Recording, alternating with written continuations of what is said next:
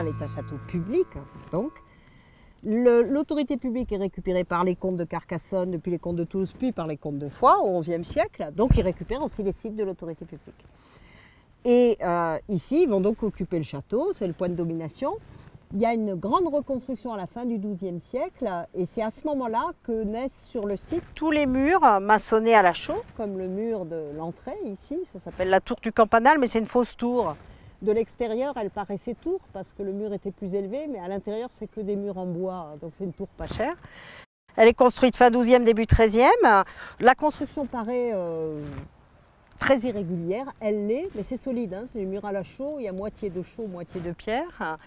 C'est typique de la montagne, vous avez les encoches qui servent à monter l'échafaudage, hein, qui traversent et qui permettent de construire la tour à l'extérieur.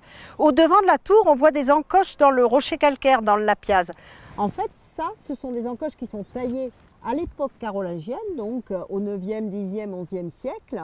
Et on est sur la partie accès, donc ça barre l'éperon. On met des pieux dessus, on met de la terre, et il n'y a pas de mur à l'époque.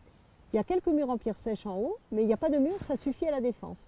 Le comte de Foix crée des murs parce qu'il crée un vrai château, avec un donjon, des bâtiments, et ce château-là, il va de toute façon avoir deux étapes. Il y a celui fin 12e, début 13e.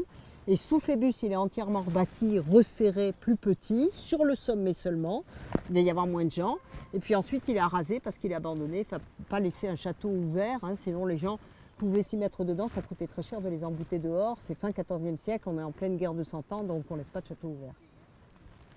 Alors, le château, que ce soit à l'époque des comtes de Foix ou avant, il est avant tout au centre des habitats de la Haute-Vallée. Donc finalement, d'abord, il domine et il rentre l'impôt. Les gens qui sont là rendent la justice, comme nous l'État aujourd'hui. Donc il est vraiment au centre des choses. Il n'y a pas du tout de frontières à l'époque encore, hein. Il y a des zones différentes. Il est quand même sur la voie de communication entre le comté de Toulouse donc, et le comté de Payars au Moyen-Âge, qui sont unis au IXe siècle et qui ensuite sont désunis. Mais sa raison principale d'être, c'est de tenir la Haute-Vallée, c'est la communauté de Sos, donc la Haute-Vallée de Sos, et de gérer cette Haute-Vallée. C'est pour ça qu'il est entièrement reconstruit le château au XIVe siècle, c'est qu'à cette époque-là, l'activité métallurgique se développe, parce qu'on trouve fin XIIIe siècle une façon de fabriquer du fer plus facile, donc on est capable d'en produire de plus grandes quantités, donc le prix baisse, donc la demande augmente, hein, et tout le monde a des trucs en fer.